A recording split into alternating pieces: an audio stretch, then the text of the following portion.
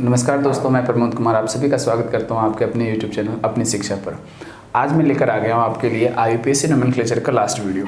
इसके पहले भी एक वीडियो लेकर आ चुके हैं, ये दूसरा वीडियो है और इसी में हम लोग IUPAC नोमेनक्लेचर कंप्लीट करेंगे for general competition and for board exams.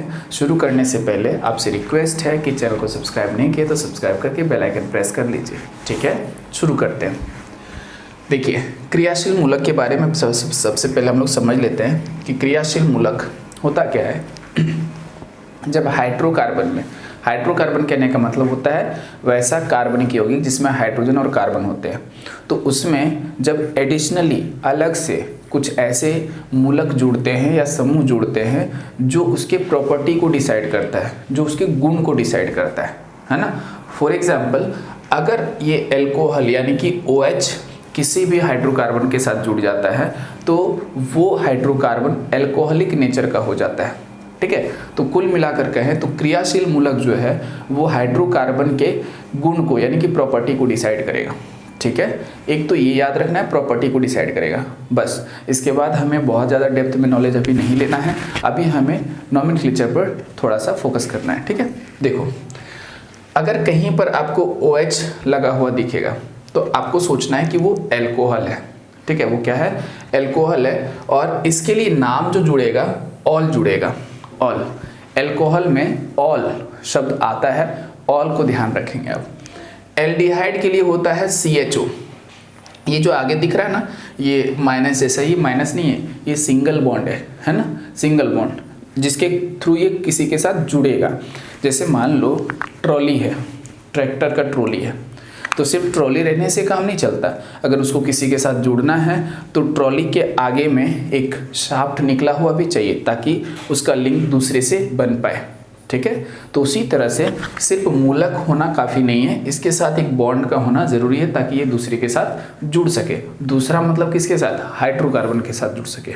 ठीक है, तो ये सिंगल बॉन्ड है CHO, इसको हम एल्डिहाइड मानेंगे और इसके लिए जो वर्ड यूज़ करेंगे वो अल यूज़ करेंगे। उसी तरह से कार्बोक्सिलिक अम्ल के लिए होता है COOH। यहाँ पर COOH और यहाँ पर ये सिंगल बॉन्ड है COOH, कार्बोक्सिलिक अम्ल कहलाएगा और इसके लिए यूज़ करेंगे ओइक अम्ल।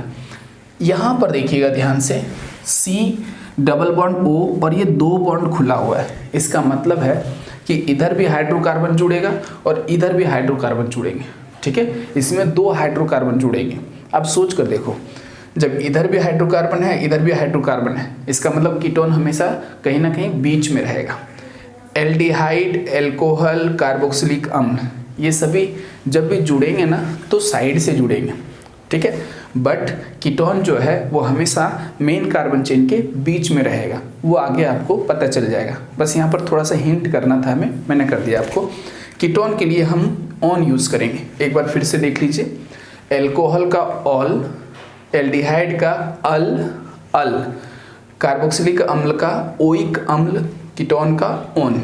ठीक है, और इन सब का जो ये नाम जोड़ेंगे ना हम लोग, वो मुख्य कार्बन के बाद, जो मुख्य कार्बन चेन का नाम होगा उसके बाद जोड़ेंगे। याद रहे, इन सब का नाम हम लोग मेन कार्बन चेन के बाद जोड़ेंगे। ठीक है, कुछ ऐसे भी होते हैं जिनके पहले जुड़ते हैं और वो कौन कौन है? ये हैं। जैसे अगर NH2 कहीं मिलता है तो उसका मतलब आप समझेंगे एमीन। ठीक है, क्या समझेंगे? एमीन। एमीन को लोग एमिनो बोलकर नाम लेंगे, एमिनो। फिर Cl रहा तो क्लोरीन होता है, नाम लेंगे क्लोरो। F रहा फ्लोरो, Br रहा ब्रोमो, I रहा आयोडो। और ये सब जो है, इन सब का जो नाम है वो मेन कार्बन चेन से पहले आएगा। ठीक है, तो हमने 2 कैटेगरी में बांट दिया, एक का नाम जिसमें कि मेन कार्बन चेन के बाद आएगा और एक में मेन कार्बन चेन से पहले आएगा।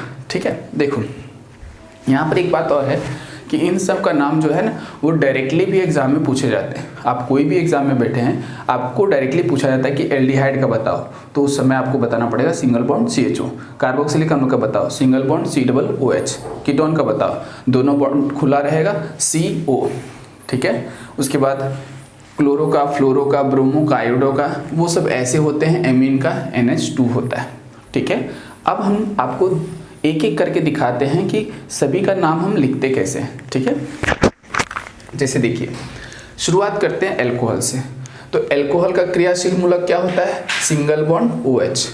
और अनुलग्न का मतलब होता है इसका जो नाम पड़ेगा वो मेन कार्बन चेन के बाद पड़ेगा, ठीक है। और क्या पड़ेगा? ऑल पड़ेगा। अब शुरू करते हैं पहले नाम से। देखो, जैसे ये CH3 सिंगल बॉन्ड OH है, ठीक है।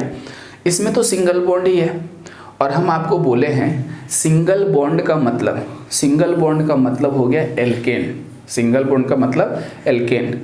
एक कार्बन तो मिथ प्लस सिंगल बॉन्ड, तो एल्केन में से L घटा दीजिए N, ठीक है। N प्लस OH यानी कि अल्कोहल का ऑल जोड़ना है आपको, ऑल। तो ये नाम हो गया क्या?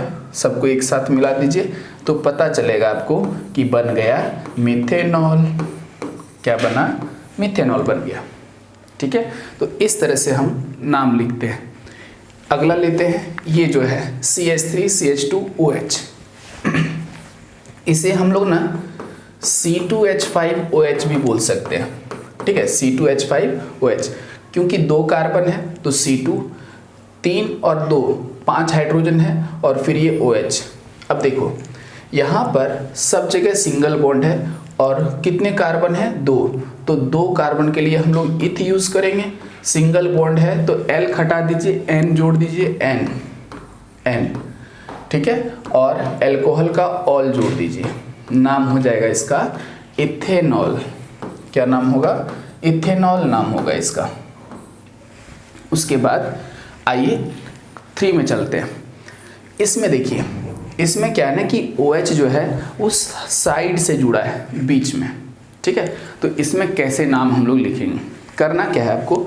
सबसे पहले आपको एक चेन कंसीडर करना है, चेन, ठीक है। चेन कंसीडर किए। अब इसमें क्या करिए, आप नंबरिंग करना पड़ेगा आपको। क्यों? क्योंकि देखिए, इसमें जो है ना इधर से पहले नंबर कार्बन पर था तो नंबरिंग का जरूरत नहीं था, लेकिन इसमें जब एक नंबर कार्बन पर ना हो ना, किसी और नंबर पर हो, तो नंबरिंग करना पड़ेगा, नंबर तो बताना पड़ेगा। चलो, नंबर तो बताएंगे तो 2 नंबर है, इधर से करो तब भी 2 नंबर, इधर से करो तब भी 2 नंबर, यानी कि 2, ठीक है। कितने कार्बन? 3, यानी कि प्रोप। सिंगल बॉन्ड है मतलब N, और अल्कोहल जुड़ा हुआ है मतलब ऑल। तो नाम क्या हो जाएगा? सबको एक साथ जोड़ दीजिए तो नाम हो जाएगा 2 प्रोपेनॉल। नाम होगा 2 प्रोपेनॉल। ओके, ये हो गया इसका पूरा नाम। ये 2 कुछ नहीं बताता, बस वो नंबर बताता है कि कितने नंबर पर वो जुड़ा हुआ है, ठीक है।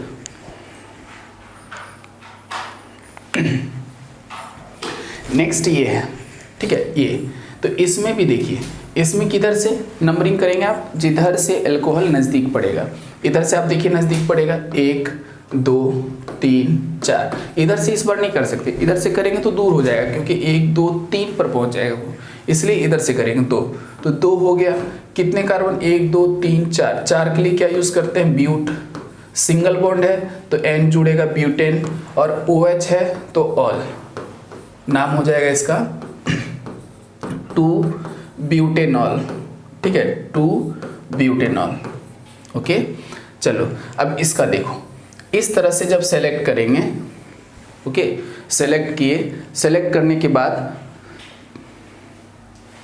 पढ़ाई करो जाओ, सेलेक्ट करने के बाद नंबरिंग करेंगे, ठीक है। अब देखो, इसमें एक बात ध्यान रखना है कि इधर से जब नंबरिंग करेंगे ना तो पहला मिलेगा 2 पर और दूसरा मिलेगा 3 पर, और इधर से करेंगे तो 1 2 3, पहला मिलेगा 3 पर और दूसरा मिलेगा 4 पर। अब आपको नज़दीक वाला लेना होता है तो नज़दीक तो यही मिलेगा, इसलिए नंबरिंग इस बार इधर से आप करेंगे 1 2 3 4 5। ये बात समझ में आया आपको? ये 2 3 जो है वो ज़्यादा नज़दीक है 3 4 की तुलना में, इसलिए हम इधर से किए। अब बताइए नंबर कितने हैं? नंबर है इसके 2, 3, यानी कि एक है 2 पर, दूसरा है 3 पर। तो जब 2 रहते हैं ना क्रियाशील मूलक, तो इसके लिए हम लोग डाई शब्द लगाते हैं, ठीक है। तो यहाँ लिखेंगे डाई, 2,3 डाई हो गया डाई। उसके बाद अब 1 2 3 4 5, ठीक है, 5 हैं तो 5 के लिए पेंटेन, पेंट होता है वैसे तो, अगर वैसे बोले तो पेंट प्लस सिंगल बॉन्ड है तो एन, एल्कोहल तो ऑल, ठीक है। तो ये हो जाएगा आपका 2,3 डाई पेंटेनॉल, क्या हो जाएगा, डाई पेंटेनॉल, ठीक है, इस तरह से। तो आप अच्छे से 1-2 बार देख लीजिएगा इसको, ये क्लियर हो जाएगा एल्कोहल वाला। अब आइए एल्डिहाइड में चलते हैं। एल्डिहाइड में क्रियाशील मूलक क्या होता है, सिंगल बॉन्ड CHO, ठीक है, सिंगल बॉन्ड CHO। उसके बाद अनुलग्न क्या होता है, अल, ठीक है, अल। अब देखो इसमें CHO है, ठीक है, CHO है मतलब अल्डिहाइड है ये। अब अल्डिहाइड है तो कितने कार्बन है, एक के लिए मिथ, ठीक है, कोई बॉन्ड शो नहीं हुआ, इसका मतलब सिंगल बॉन्ड है, यानी कि N, सिंगल बॉन्ड है तो N होगा, ठीक है। और अल्डिहाइड का अल, तो क्या हो जाएगा ये मिथेनल, मिथेनल। जब सबको एक साथ करेंगे तो मिथेनल हो जाएगा। आप इसमें एक बात और याद रखिएगा कि इसका एक साधारण और इम्पोर्टेंट नाम है फॉर्मिक अम्ल, फॉर्मिक अम्ल, जो कि लाल चींटी के डंक में पाया जाता है, यानी कि लाल चींटी के डंक में पाया जाता है, ये आप याद रखिएगा, ठीक है। नेक्स्ट है ये, इसमें देखिए 2 कार्बन, तो 2 कार्बन है तो हम बोलेंगे इथ, सिंगल बॉन्ड है तो N, एल्डिहाइड है तो अल, हो जाएगा आपका इथेनल, क्या हो जाएगा, इथेनल हो जाएगा, क्लियर हुआ, इथेनल होगा। इसमें देखिए, अच्छा इसका भी याद रखिएगा, इसका इथेनल का होता है एसिटल्डिहाइड, सॉरी इसमें थोड़ा सा मिस्टेक हो गया, यहाँ पर फॉर्मिक अम्ल नहीं आएगा, फॉर्मिक अम्ल आगे आएगा। इसका नाम होता है फॉर्मल्डिहाइड, फॉर्मल्डिहाइड, ठीक है, सॉरी इसमें गलती हो गया था, ये है फॉर्मल्डिहाइड। फॉर्मल्डिहाइड भी इंपॉर्टेंट है, याद रखिएगा, मिथेनल का होता है फॉर्मल्डिहाइड, और यहाँ पर इसका होगा, इथेनल का होगा एसिटल्डिहाइड, एसिटल्डिहाइड, ठीक है। उसी तरह से यहाँ पर देखिए अब कितने कार्बन, 3, प्रोप, सिंगल बॉन्ड है N, और एल्डिहाइड है तो अल, तो क्या हो गया, प्रोपेनल, क्या हो जाएगा, प्रोपेनल हो जाएगा, ठीक है। नाउ नेक्स्ट कार्बोक्सिलिक अम्ल की बात करें, ठीक है, कार्बोक्सिलिक अम्ल। तो कार्बोक्सिलिक अम्ल का क्रियाशील मूलक क्या होता है, सिंगल बॉन्ड COOH, ठीक है। अनुलग्न इसका क्या होता है, ओइक अम्ल। अब जैसे ये है आपका HCOOH, तो HCOOH है, एक कार्बन है तो मिथ, सिंगल बॉन्ड होगा, क्योंकि जब कोई बॉन्ड शो नहीं हुआ तो आप समझ लीजिए सिंगल है वहां पर, तो मिथ प्लस N, और COOH दिखाई दे रहा है मतलब ओइक अम्ल, तो यहाँ पर आपको लगाना होगा ओइक अम्ल। सबको एक साथ करिए तो पता चलेगा, ये है आपका मिथेनोइक अम्ल, ठीक है। और मिथेनोइक अम्ल को ही हम लोग फॉर्मिक अम्ल बोलते हैं, और फॉर्मिक अम्ल जो है वो लाल चींटी के डंक में पाया जाता है, लाल चींटी के डंक में पाया जाता है, ठीक है, जिससे कि वो काटने पर ना थोड़ा सा तीखा दर्द होता है, तो उसमें पाया जाता है। नेक्स्ट है CH3COOH, 2 कार्बन है तो इसके लिए इथ यूज करिए, इथ, सिंगल बॉन्ड है N, और COOH है तो ओइक अम्ल, ओइक अम्ल, एक साथ करिए, नाम हो जाएगा इथेनोइक अम्ल। और ये भी एक इम्पॉर्टेंट नाम है क्योंकि इसका होता है एसिटिक अम्ल, एसिटिक अम्ल। और एसिटिक अम्ल जो है वो किस में पाया जाता है, बताइए, एसिटिक अम्ल किस में पाया जाता है, यस वेरी गुड, किस में, सिरका में, सिरका में एसिटिक अम्ल पाया जाता है, ठीक है। और सिट्रिक अम्ल किस में पाया जाएगा, नींबू के रस में या संतरा के रस में पाया जाता है। उसके बाद ये देखो 3 carbon, prop, single bond N, और COOH है तो ओइक अम्ल। तो क्या हो जाएगा ये प्रोपेनोइक अम्ल। ठीक है, तो ये आपका कार्बोक्सिलिक अम्ल का नाम इस तरह से आपको करना है। सिंपल स्ट्रक्चर सब है, एक इसका आपको करना है। ठीक है, आते हैं कीटोन पर। क्रियाशील मूलक जो है ना कीटोन का इस तरह से होता है, C डबल बॉन्ड O होता है और ये 2 बॉन्ड खुला रहेगा।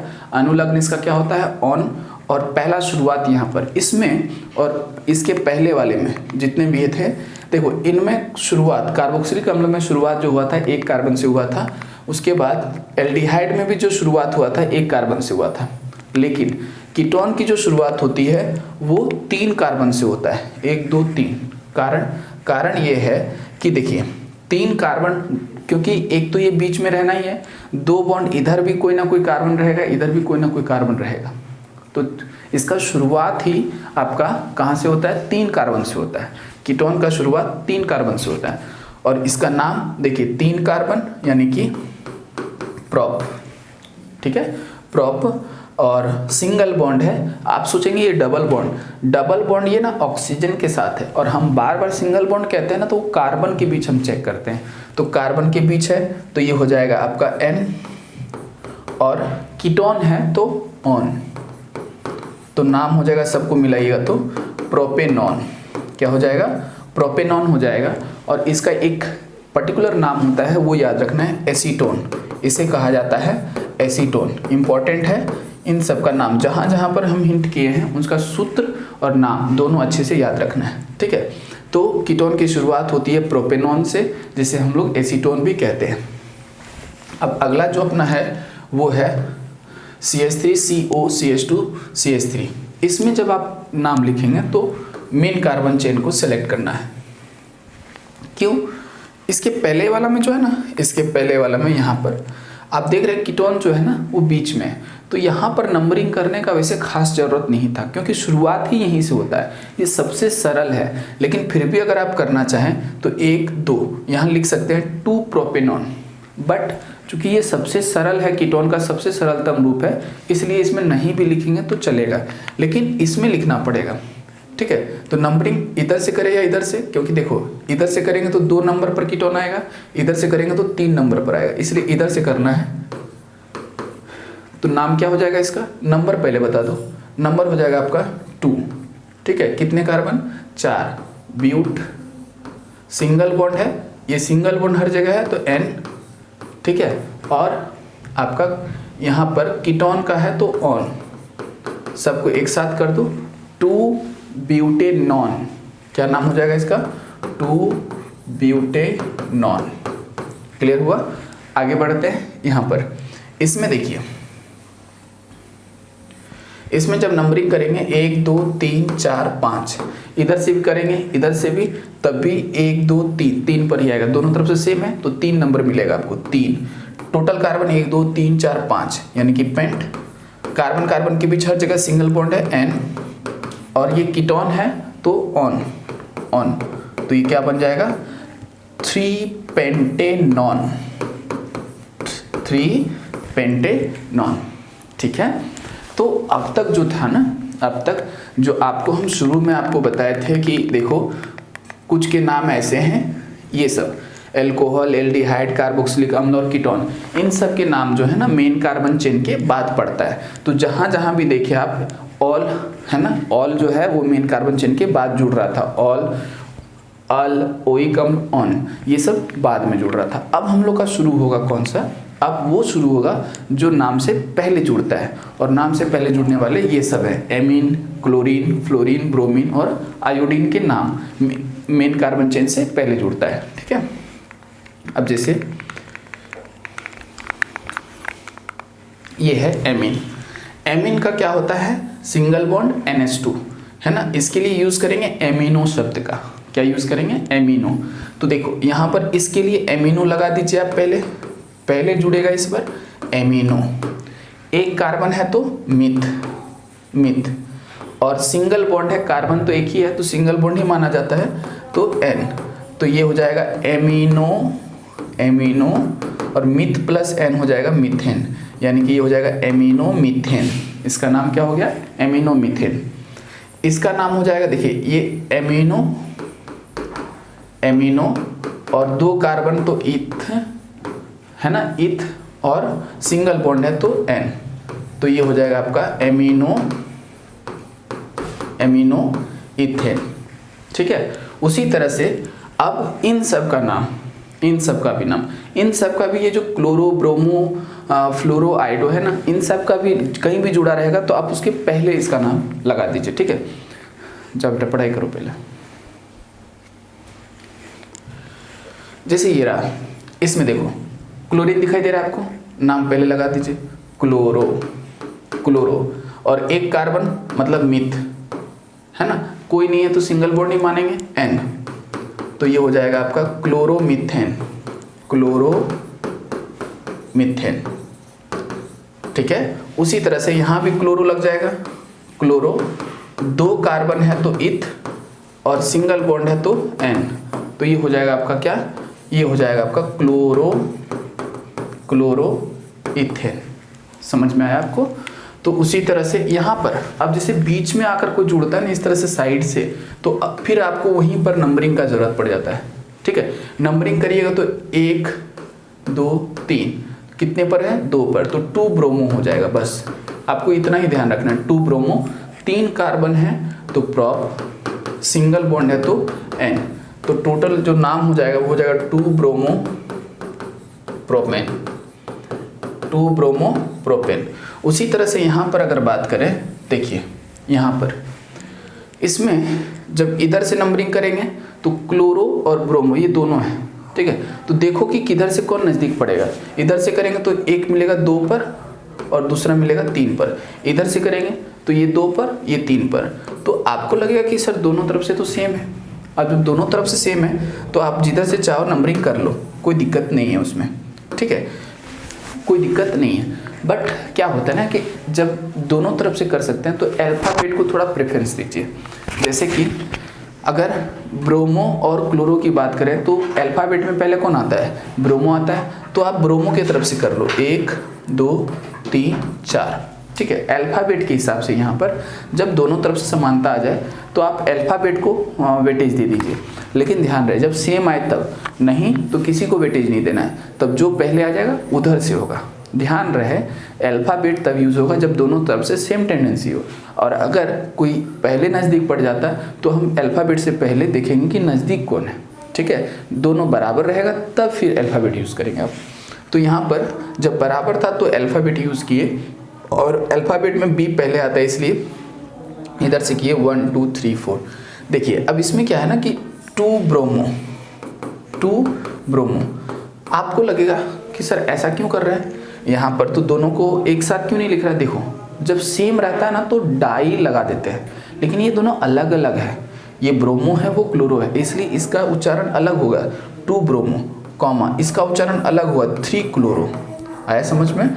जब डिफरेंट होगा तो उच्चारण भी अलग अलग होगा, और यहाँ पर डाई नहीं लगेगा क्योंकि ये भी एक ही है ये भी एक ही है, इसका नंबर अलग दे दिए इसका नंबर अलग दे दिए। नंबर सेम भी रहता है ना तब भी डाई नहीं लगता क्योंकि दोनों अलग अलग है।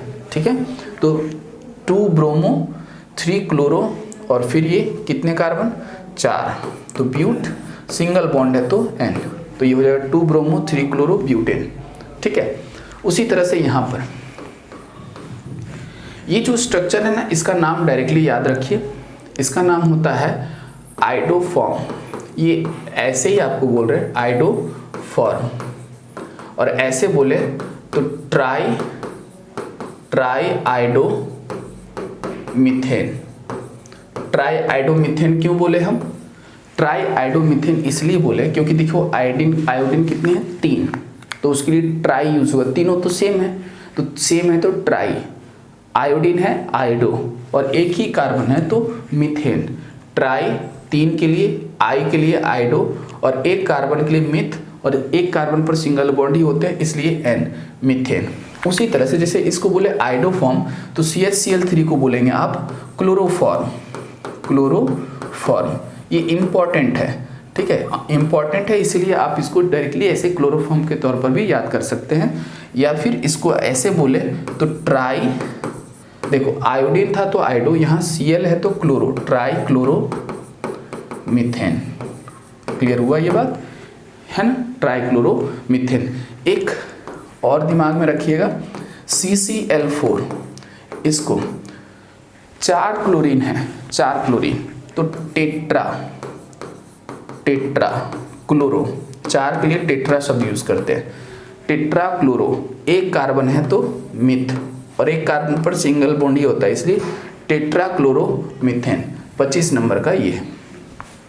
ठीक है, तो इसी के साथ आपका ये समाप्त होता है ना। आपका सबसे पहला प्राथमिकता ये होना चाहिए ना कि आपको वो जो जितनी भी क्रियाशील मूलक आपको बताया ना, वो सब आपको याद करने अच्छे से पहले क्रियाशील मूलक याद कर लीजिएगा, ये जो पूरा स्ट्रक्चर है ये, और फिर उसके बाद ये।